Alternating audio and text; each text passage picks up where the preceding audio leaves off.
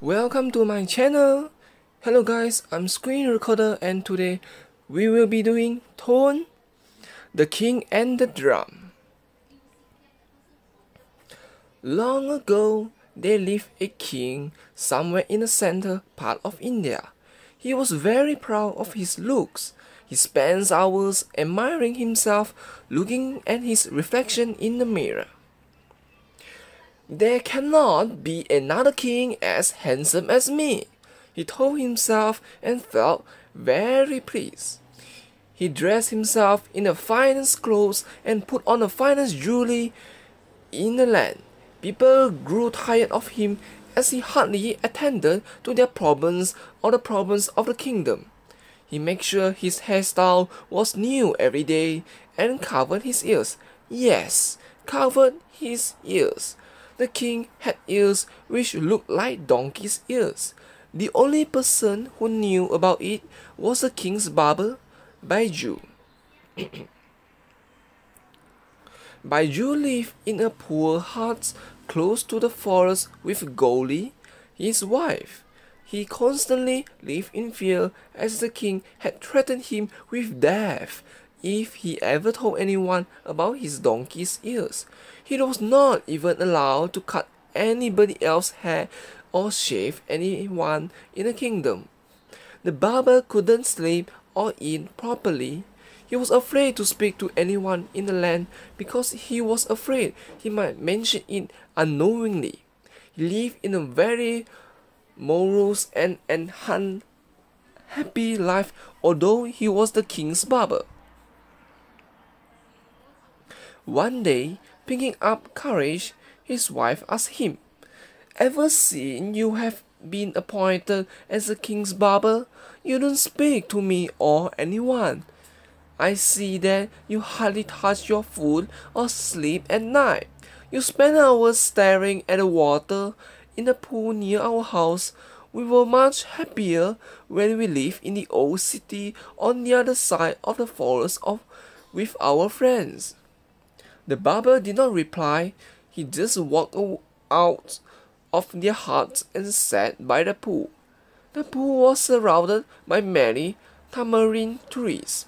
He sat down on a big stone and kept staring at the shimmering reflection of the leaves and branches of the trees.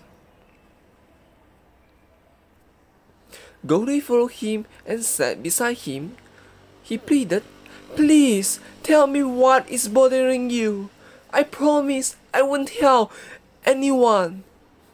Finally, Baiju said, "You see, the king has ears which are like a donkey's, and he had threatened me with death if I talk about it to anyone. I do not know when I might blurt it out in front of someone. So now I want to keep away from anyone. But I am very unhappy as I miss my friends and I am losing them all one by one." The tamarind trees heard every word he spoke and absorbed them. Baiju's wife promised that she wouldn't talk about it to anyone, but soon she too grew restless. So one day she went to the tamarind trees and whispered the secrets to them by holding them closely. She felt better and returned happily.